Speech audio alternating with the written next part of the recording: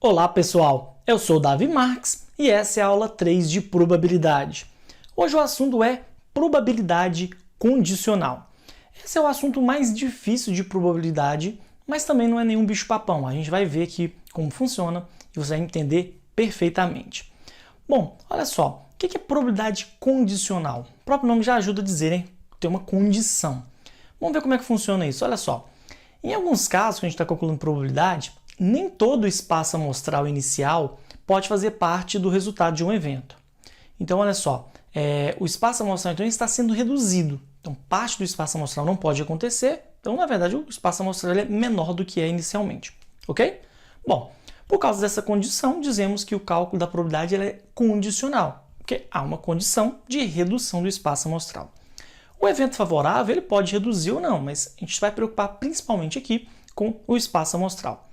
Olha só um exemplo bem tranquilinho para você entender. Olha só, em uma urna há 5 bolas brancas, 6 bolas pretas e 8 bolas vermelhas, todas distinguíveis apenas pela cor. Retira-se, aleatoriamente, uma bola qualquer dessa urna e observe-se que ela não é branca. Qual é a probabilidade da bola sorteada ser preta? Bom, vamos analisar o seguinte, vamos fazer um desenho aqui para ficar bem claro. Essas são as bolas, 5 brancas, 6 pretas e 8 vermelhas.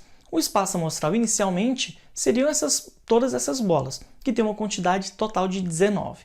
Mas a gente já sabe que a bola não é branca. Por algum motivo, já sabe que a bola não é branca. Então eu tenho um novo espaço amostral, tenho um novo conjunto de possibilidades, que no caso aqui vai ser esse conjunto formado pelas bolas pretas e as bolas vermelhas, num total de 14. Então agora que eu reduzi o espaço amostral, a pergunta é, qual é a probabilidade da bola sorteada ser preta? Então, quantas bolas pretas nós temos? 6. Num total de quantas bolas disponíveis que teriam como possibilidades? Um total de 14. Então, a probabilidade é de 6 em 14. Se a gente simplificar, 3/7. Então, a probabilidade pedida é de 3/7. Tranquilo, né? Agora, esse é um exercício muito simples, muito tranquilo. E se dificultar mais, como é que a gente faz? Para os exercícios mais complexos, a gente precisa entender melhor essa ideia. A gente precisa dela bem informada. Então, vamos tentar entender aqui de um modo geral. A gente tem um espaço amostral, ômega, e a gente vai generalizar da seguinte forma. Suponha que a condição dada no exercício, tipo aquela de não ser branca, a condição dada é que aconteceu um evento B, ok? Então, a condição dada de não acontecer o evento B, a pergunta é, qual seria, nesse caso, a probabilidade de ocorrer um evento A? Então, você já sabe que ocorreu o evento B, qual é a probabilidade de ocorrer um evento A? Bom, a gente vai indicar essa probabilidade desse símbolo, P, A barra B, que indica probabilidade de A dado B. Se dado B é sabendo que B já aconteceu. Bom, então vamos entender aqui, ó. Esse conjunto em azul é o conjunto B. A gente já sabe que o espaço amostral foi reduzido a ele. Então, o espaço amostral antes, que era esse ômega, agora não é mais. A gente já sabe que ocorreu o B, então o espaço amostral é o que está ali em azul, o B. Beleza? Bom, o que vai acontecer então? A gente gostaria, a pergunta é, qual é a probabilidade de ocorrer o evento A? Então, o evento favorável, no caso aqui, o que a gente gostaria que acontecesse é qualquer elemento do conjunto A. Mas, como eu já sei que ocorreu só o que está dentro de B, não pode ser qualquer coisa de A que pode aparecer como resultado. Só pode ser aquela parte de A que está dentro de B, ou, na verdade, tem uma interseção com B. Ok? Então, meu espaço amostral é o B e o evento favorável vai ser aquela parte de A que está em B, ou seja, a interseção com B. Bom, então a gente consegue entender que é o seguinte, o evento favorável vai ser a interseção com B e o espaço amostral vai ser B. Então, se a gente quiser generalizar essa situação, a probabilidade de ocorrer o evento A sabendo que ocorreu o evento B, a gente já viu que aquele símbolo de barrinha indica A dado B, vai ser o número de elementos da interseção de A com B sobre o número de elementos de B. Então, se você conseguir a quantidade de elementos desses conjuntos, simples a gente consegue resolver o exercício e essa é a primeira formulazinha que a gente tem, muito importante. Beleza? Agora vamos pensar o seguinte, nem sempre é dado a quantidade de elementos do conjunto B e a quantidade de elementos do conjunto A e da interseção. Então, em alguns momentos, ele te dá improbabilidade mesmo. Probabilidade de ocorrer o evento A, probabilidade de ocorrer o evento B. Então, para fazer essa expressão aparecer só probabilidade, eu tenho aquela fração ali que a gente tinha deixado organizada. Eu vou dividir ela por n de ômega, que é o espaço amostral, ou seja, o número de elementos do espaço amostral inicial, tanto no numerador quanto no denominador. Se eu fizer isso, eu não estou alterando nada o resultado, beleza? mas eu consigo escrever com uma roupagem diferente. Então, a probabilidade de ocorrer o evento A, dado que ocorreu o evento B, vai ser a probabilidade da interseção entre A e B sobre a probabilidade de ocorrer o evento B. Então, a gente tem duas coisas aqui muito parecidas para a gente ver a probabilidade. Se você tem a quantidade, você usa aquela fórmula de cima. Se você tem a probabilidade, você usa a parte de baixo. Quantidade, parte de cima, probabilidade, parte de baixo. Bom, então, o que a gente pode concluir? Duas fórmulas que são equivalentes, depende do que você tiver. Então, você pode resolver usando a primeira ou a segunda, dependendo do que você tem. Bom, dessa última equação, se a gente passar aquele denominador ali, ó, que é a probabilidade de B multiplicando, a gente vai ter essa expressão, que a probabilidade da interseção entre A e B vai ser a probabilidade de B vezes a probabilidade de ocorrer o evento A, dado que ocorreu o evento B. Porque depende do que você tem, depende do que pede, né? Às vezes ele pode te dar a probabilidade de B e a probabilidade de ocorrer o evento A, dado que ocorreu o evento B. E perguntar a interseção, então seria uma outra forma. Mas se a gente lembrar da aula anterior, a gente viu o seguinte, né? Quando os eventos são independentes, a probabilidade da interseção vai ser o produto das probabilidades, ok? Se nesse caso não é isso, significa então que não são independentes. Então o que a gente conclui daqui? Que na verdade esses eventos, eles são dependentes, ok? Então se você alterar um, ele influencia no outro. Então vamos organizar isso aqui, olha só. Eventos dependentes. Então, quando os eventos são dependentes, a probabilidade da interseção vai ser a probabilidade de um vezes a probabilidade do outro, dado que ocorreu o primeiro. Então, você tem, depende se é o A ou B, você tem essas duas expressões. Então, essas quatro coisas indicadas aí, ó, digamos aí nessa cor grená, essas quatro coisas são a base para a gente resolver. Então, você resolve qualquer exercício sem entender bem essas expressões. Vamos ver exemplo para ver como é que funciona isso aqui? Olha só, exemplo 2 da aula de hoje. Essa é uma tabela, a gente vai trabalhar com quantidades. Depois a gente vai ter outros exemplos trabalhando com probabilidade. Uma escola de ensino médio criou uma planilha organizando a quantidade total de alunos por série e sexo, como vemos a seguir. Bom, então a gente tem uma tabelinha, tem a quantidade de alunos que eles têm em cada série e por sexo. Bom, no fim do ano foi sorteado um computador a um estudante qualquer dessa escola. Sabendo que o sorteado não era da primeira série, qual é a probabilidade do estudante sorteado ser do sexo masculino? Bom, se você ver que tem uma tabelinha, você conseguiria resolver exercício sem a teoria, mas a teoria vai facilitar bem a nossa vida. Olha só. Primeira coisa, sabendo que o sorteado não era da primeira série, então aquele conjunto B, aquela restrição que reduziu o meu espaço amostral, é essa aqui. Se eu sei que não é da primeira série, então significa que o resto, né? Eu tenho ali segunda e terceira série, agora isso vai ser meu espaço amostral, que vai ser o que eu chamo ali de B, ok? Bom, e a pergunta é, qual é a probabilidade de ser do sexo masculino? Não é qualquer aluno do sexo masculino que pode acontecer, que pode ser sorteado. Aquele aluno da primeira série que é do sexo masculino, ele não aparece mais. Então as únicas possibilidades são aqueles do sexo masculino que não são da primeira série, por isso que é a interseção ali. Bom, então a gente pode resolver da seguinte maneira. A probabilidade de ocorrer o evento A, dado que ocorreu o evento B, ou seja, de ser do sexo masculino, sabendo que não era da primeira série, vai ser o quê? É o número de alunos do sexo masculino, que não é da primeira série, então é só a gente analisar a lição 20 mais 22, e dentro do número total de alunos que podem ser sorteados, ou seja, todos os alunos da segunda e da terceira série, eu somo todo mundo ali. Bom, fazendo essas somas, eu tenho 42 sobre 90, que é 7 sobre 15 simplificando. Portanto, a probabilidade pedida é 7 sobre 15. Com a tabelinha fica bem tranquilo, né? Esse é um tipo de exercício frequente. Agora vamos ver um tipo de exercício que é bem batido e é difícil, as pessoas têm dificuldade nele. Vocês vão ver que tem até um método melhor para resolver que não só usando a fórmula. Olha só, exemplo 3. A probabilidade do Cristal, time de futebol, ganhar uma partida disputada sob chuva é de 60%.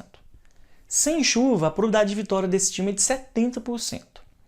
Para a próxima partida, a probabilidade de chover é de 80%. Então, a gente tem a probabilidade de ganhar com chuva, de ganhar sem chuva e a probabilidade de chover. Ok? Bom, qual que é a pergunta? Olha, a pergunta é a seguinte. Determine, primeiro, letra A probabilidade do Cristal vencer a próxima partida. Bom, então, vamos fazer uma legenda aqui do lado. Ó. V é Cristal vencer, C é chover, e um tio antes do C significa não chover. Tem a probabilidade de cristal não vencer, mas não vem ao caso. Então vamos analisar só essas três, ok? Bom, então olha só. Qual que é a probabilidade do cristal vencer? Tem duas maneiras dele vencer. Ou ele vence com chuva, ou ele vence sem chuva. Então eu tenho que somar duas probabilidades. A probabilidade de chover e vencer, mais a probabilidade de não chover e vencer. Tranquilo, né? Faz sentido. Mas olha só, qual que é a probabilidade de chover e vencer? Bom, se a gente lembrar daquela probabilidade condicional ali que a gente viu atrás, que indica a situação de eventos dependentes, a probabilidade de chover e vencer, primeiro tem que chover, então vai ser a probabilidade de chover, e depois disso tem que vencer sabendo que choveu, porque a probabilidade de vencer com chuva é uma coisa, sem chuva é outra. Então aquela igualdade ali, ó, aquela linha, primeira linha da resolução, parte amarela de cima é equivalente à parte de baixo, de acordo com aquela expressãozinha que a gente viu antes. Faz sentido, né? Para chover e vencer, primeiro chove, depois vence sabendo que choveu. Tranquilo? Da mesma forma, a probabilidade de não chover e vencer vai ser a probabilidade de não chover vezes a probabilidade de vencer sabendo que não choveu. Bom, agora a gente vai ter essas informações todas para a gente completar aqui, ó. Vamos analisar o seguinte. Se a probabilidade de chover é de 80%, então a probabilidade de não chover é 20%, concorda? Só tem essas duas possibilidades. Não pode chover um pouco, tá, gente? Ou chove ou não chove. Bom, então vamos lá. Probabilidade de chover, 80%. Probabilidade de vencer sabendo que choveu, 60%. Tem que multiplicar ali. Mas probabilidade de não chover, 20%. Vezes a probabilidade de vencer sabendo que não choveu, 70%. Agora, moleza, né, gente? É só fazer as contas. Se você fizer essas multiplicações, o ideal é fazer em decimal para você não errar. Você vai encontrar 48% a probabilidade de chover e vencer, mais 14% a probabilidade de não chover e vencer. Somando essas duas coisas, a gente tem que a probabilidade de vencer é de 62%. Ok? Bom, essa foi a probabilidade que foi pedida. Outra maneira é a seguinte, diagrama da árvore. Ela é muito importante e normalmente a gente faz diagrama da árvore quando a gente tem probabilidade condicional. Ou pode até ser binomial também, mas a ideia é de condicional. A gente tem uma condição para essas coisas acontecerem. Olha só, vamos começar aqui com 100%. Tudo pode acontecer a princípio se a gente não tivesse nenhum tipo de informação. Mas a gente sabe que tem 80% de chance de chover e tem 20% de chance de não chover. O que vai acontecer aqui então? Tem uma vitória depois que chove, então 80% de chuva, 60% a probabilidade de vencer. Então, a probabilidade de chover e vencer, eu tenho que fazer esse produto. 80 vezes 60%. De novo, melhor você fazer em decimal, com calma ou em fração. Você vai concluir que dá 48%. Agora, se chove e não vence, primeiro 80% é a chance de não chover, depois 40% é a chance de não vencer, dado que choveu. Então, a gente multiplica essas porcentagens, 32% é a probabilidade de chover e não vencer. Perceba que esses dois números que nós encontramos, 48 e 32, se a gente somar, vão ser os casos, vai dar 80%, que são as situações ou a probabilidade de que chova. Bom, mesma coisa aqui embaixo nessa perninha, ó. Se não chover, o que vai acontecer? Ele pode vencer ou ele pode não vencer. Se ele vencer, a gente sabe que a probabilidade é de 70%. Então vai ser 20% vezes 70%, dá 14%. Essa parte de baixo aqui a gente não está pensando muito nela, mas se não chove 20% e não vence 30%, se a gente multiplicar, a probabilidade é de 6%. Então vamos analisar aqui, ó. Essa primeira parte, isso parece uma árvore, a gente vai ramificando. O que vai acontecer aqui? A probabilidade de chover e vencer é de 48%. De chover e não vencer, 32%. De não chover e vencer, 14%. E de não chover e não vencer, 6%. Claro, se somar aquilo ali tudo vai dar 100%.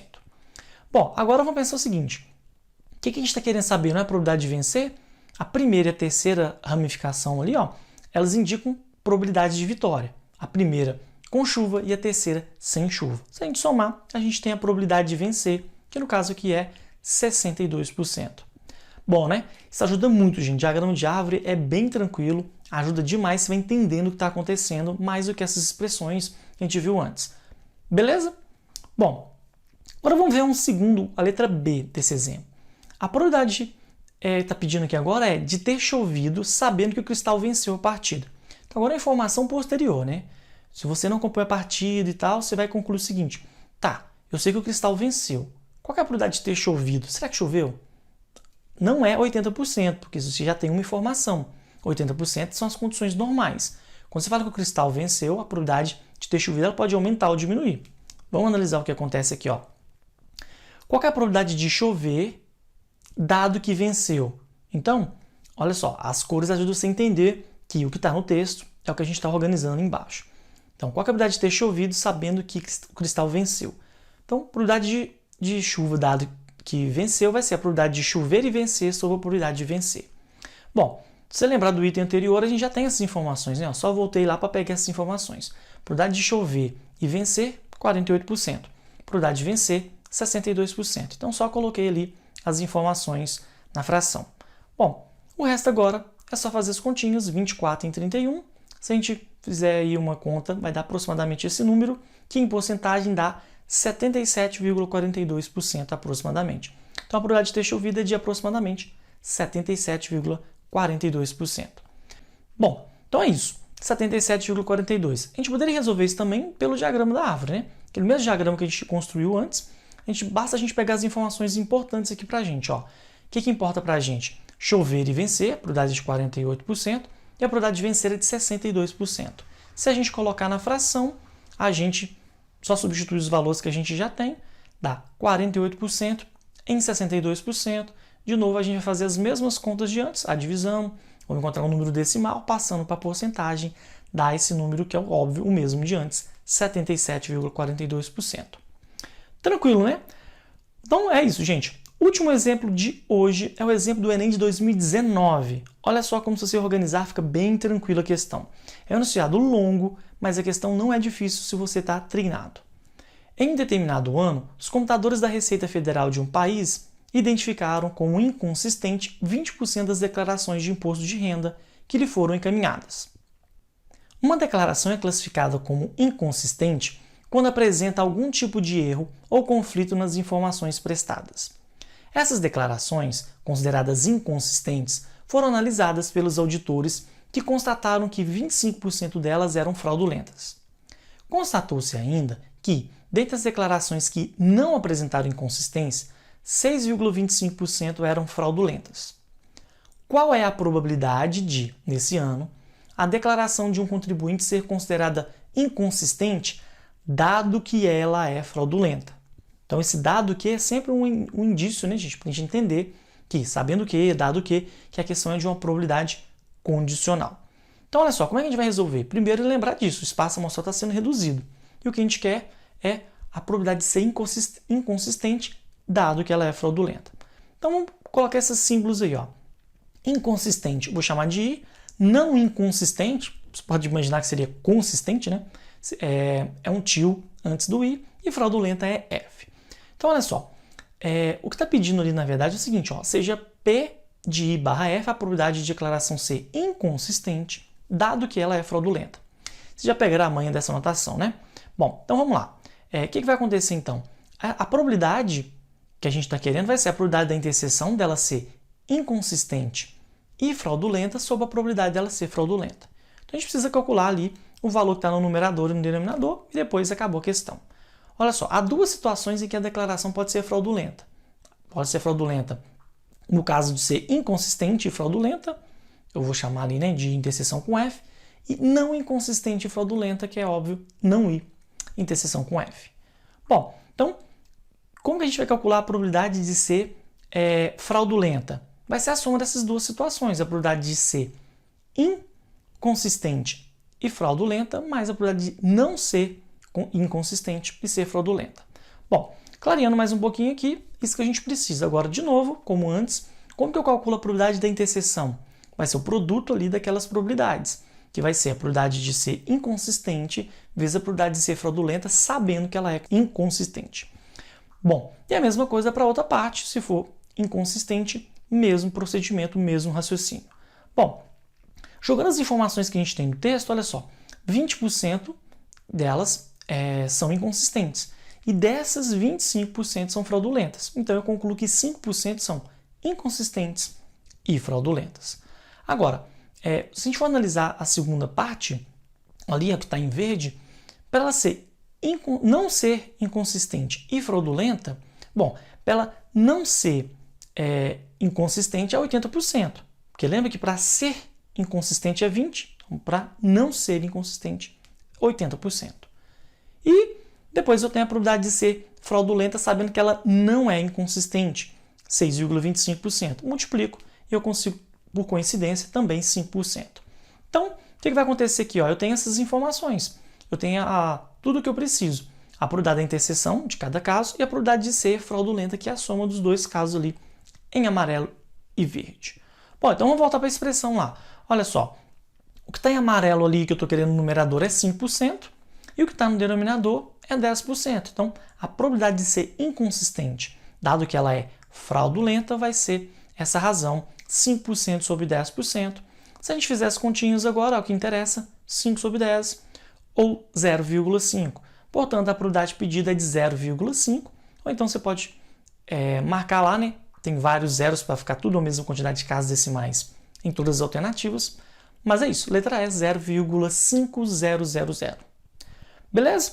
Aí você deve estar perguntando aí, né? Tá, mas e o diagrama de árvore, dá para resolver? Sim, dá para resolver também pelo diagrama de árvore. É isso que a gente vai fazer agora. Olha só, eu tenho 100% e eu vou dividir esses 100% de declarações em duas partes, nas inconsistentes e nas não inconsistentes. Foi dado no enunciado que são 20% de inconsistentes, então sobra 80% para as não inconsistentes. Naquela perninha de cima ali eu tenho o quê? A fraudulenta, dentre as que são inconsistentes, é 25%. Então eu tenho o quê? 20% vezes 25%, ou 25% de 20%. Eu tenho 5%. Bom, depois eu tenho inconsistente e não fraudulenta. Se as fraudulentas são 25%, as não fraudulentas são 75%. A gente não vai precisar dessa parte, mas vou deixar tudo bonitinho aqui. Bom, aqui embaixo de ser não inconsistente e fraudulenta, eu tenho que multiplicar 80% vezes 6,25%, dá 5%. Não inconsistente e não fraudulenta, eu tenho que multiplicar 80% vezes 93,75%, dá 75%. Aquele 93,75% já é o que falta, né, para chegar a 100%. Se fraudulenta é 6,25%, não fraudulenta é o que falta para chegar a 100%, 93,75%. Bom, vamos focar no que a gente quer aqui. Antes disso, vamos entender o que a gente encontrou. A primeira linha ali indica que ela é inconsistente e fraudulenta, 5%. Segunda linha, inconsistente e não fraudulenta, eu tenho 15%. Terceira linha, não inconsistente, mas fraudulenta, 5%. E a última, não inconsistente e não fraudulenta, 75%. O que interessa para a gente que foi pedido aqui envolve só a primeira e a terceira linhas. Então eu tenho a probabilidade dela ser fraudulenta é a soma das duas. 5% mais 5%, 10%. De novo, o que interessa para a gente aqui são só essas duas situações, porque a gente sabe que para calcular a probabilidade de ser inconsistente, dado que ela é fraudulenta, eu tenho que fazer aquela fração. E exatamente foi o que eu encontrei ali no diagrama de árvore, basta eu substituir. Então o que vai acontecer? 5% de inconsistentes e fraudulentas sobre 10% de fraudulentas. Fazendo as contas, como antes, resolvendo aqui, a gente vai concluir que dá 5% o resultado final. Tranquilo? Bom, então essa foi a aula de probabilidade condicional. Na próxima aula, nós vamos ver a probabilidade binomial, que também aparece bastante. Bom, então é isso. Dê like no vídeo, se inscreva se você não está inscrito e acompanhe nossas próximas aulas. Eu aguardo vocês. Um abraço!